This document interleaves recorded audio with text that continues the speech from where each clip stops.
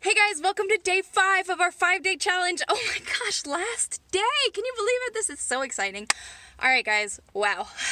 This has been quite a week, has it not? So far this week, you have done so much, and I am so proud of you. Also, we are so grateful that you have joined us for 5 days of your life. We do not take that for granted. It is incredible experience and opportunity and a privilege to be able to spend this time with you and to be able to share our knowledge with you. We absolutely have loved this week, and we've loved being able to teach this to you, and we hope that it was extremely helpful. Okay, so let's recap. This week you have 1, identified how you were spending your time and identified the top tasks you'd like to hand out to a virtual assistant. Figured out what a virtual assistant can do for you. Figured out what your preferences are for a virtual assistant. Figured out your preferences for a company and how that matches your virtual assistant. You've sent an inquiry. You've actually interviewed virtual assistants, and you have picked your favorite. Wow, guys. 5 days jam-packed full of incredibleness that has set you up for success. So basically this is like a day off.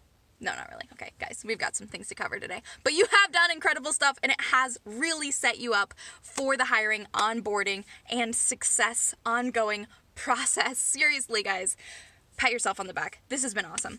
All right, so today is all about getting your virtual assistant hired and onboarded and set up for ongoing success.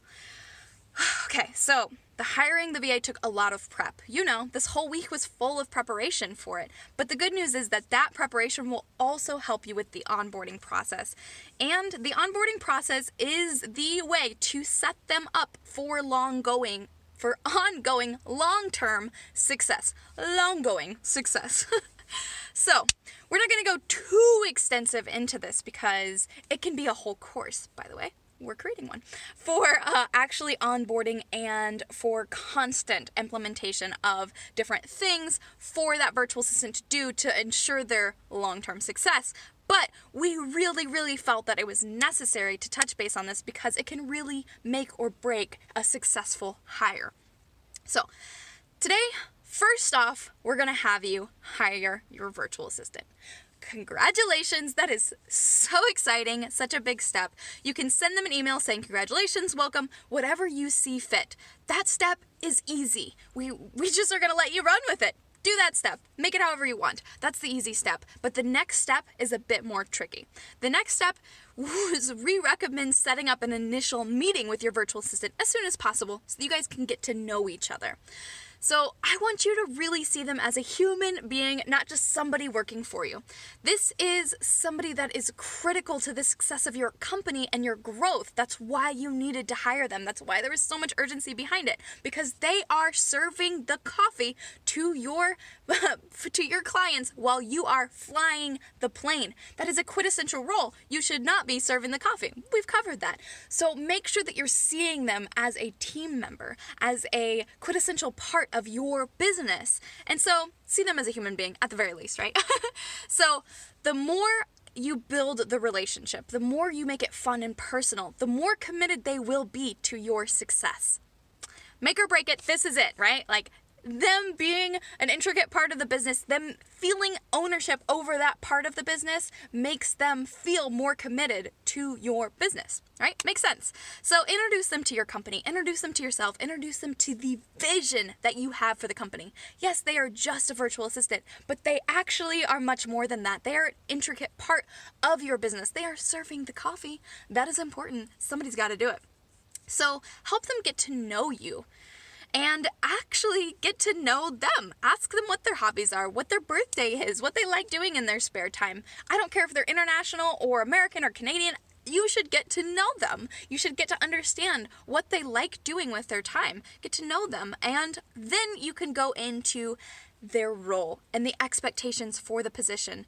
Even if you went over all of this in the interview, reiterate this in the onboarding call, in the get to know you call. Make sure that they have no questions about what their role is within your company.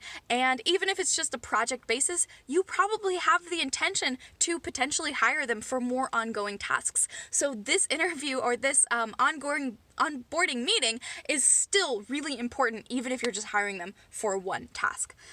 But it would be a little bit different then. You're going really in depth on the task more so than the role, but how you see the role growing is still important, and the vision that you have for your company is still really important for them. So this is also a great time to explain your culture for your company, the policies that you have within your company. Make sure that they maybe sign something or at least understand what those policies look like, and have them sign any documents that you have, any non-disclosure agreements that you have specifically set aside for this, whatever. And then this is a great time to give them their first task or first project. And so we recommend only giving them one main task initially. And so this is even maybe a practice project that you can give them to see how they communicate, to see how they perform, to see how they meet deadlines, to see how they ask questions about different things, or how they explain it or teach it to you even. Break down the task that you have for them step by step. Make it as simple as possible. You cannot over-communicate or oversimplify this at all. Like, seriously, break it down as much as possible. Break down your expectations, your objectives, your deadlines, any important information, and build in check-ins as a part of each task. So where you'll be stepping in and making sure that things are getting completed, what the deadlines and expectations are for each one, and then how you'll be checking those as well. So an example of this would actually be, and I'm going to go quite in depth here, so keep up. This is going to be interesting. I expect you to research credit card points for me.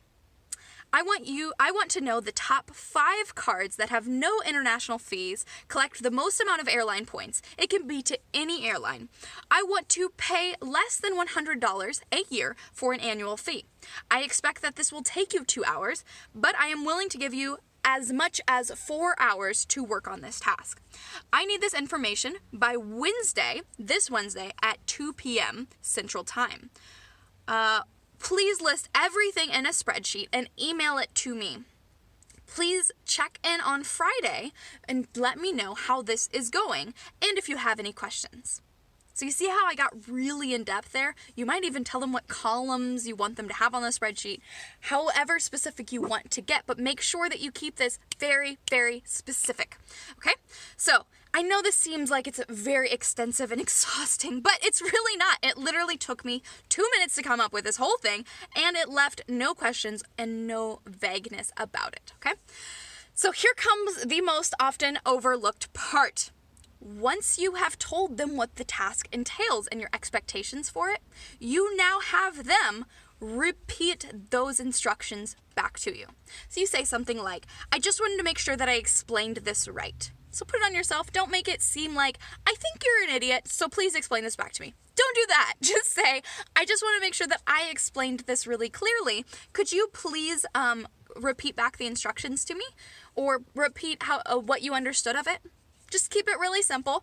But then this helps you gauge their attentiveness and their clarity about it. And it also helps you realize if you missed a step within that process. So it's actually really helpful and helps you stay clear about that as well. So you can then check in the day that you said you would, the Friday, for instance, for example, that you said you would, and then you would check in the day that you requested that deadline be met. Remember that follow-up is great. Make sure you establish deadlines for when you need each thing, and then check-ins for it. And then make sure that you are actually following up. I like to say that the fortune is in the follow-up. It really is, because that helps you make sure that they're clear and that they're actually completing different things at the right time. So oftentimes, if something is not being done, it's because it was not built into the process. And if you can catch that early on, then boom, it gets done and it's not a stressful event. And if they weren't able to make the deadlines, meet with them and try to understand what got missed there. Was it the project? Was it the person? Or was it the process? Oftentimes it falls within the process, so actually how well you explained it and broke it down. And so this helps you gauge what you're going to fix moving forward, and it eliminates a lot of frustration. Now, you just repeat this process for each task you assign them. And again, we recommend handing them only one task initially and one task at a time. So just handing them one task at a time. What I like to say, what I like to compare this to is like teaching them to juggle, right? So you would not throw them 6 balls and be like, good, go do that, and then be really disappointed when they drop them all.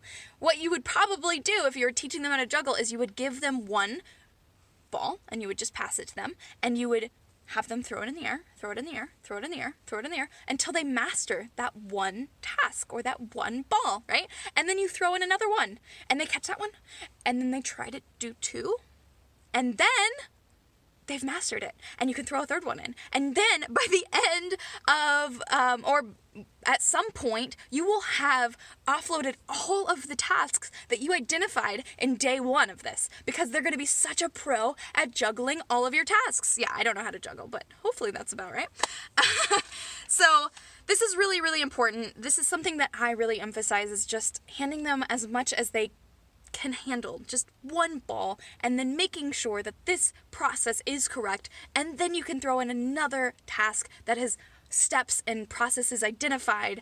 And I know it seems like a lot of work initially, but usually and most often you're gonna find that these tasks are ongoing, and eventually they will eliminate so much off your plate. So the initial effort of explaining this to them and making it a process is gonna save you so much time in the end, because they're gonna be able to juggle that ball ongoing. And then you'll have so much time wealth to spend it on the things that make you passionate, to spend it on the vision, on flying the plane, and not serving the coffee.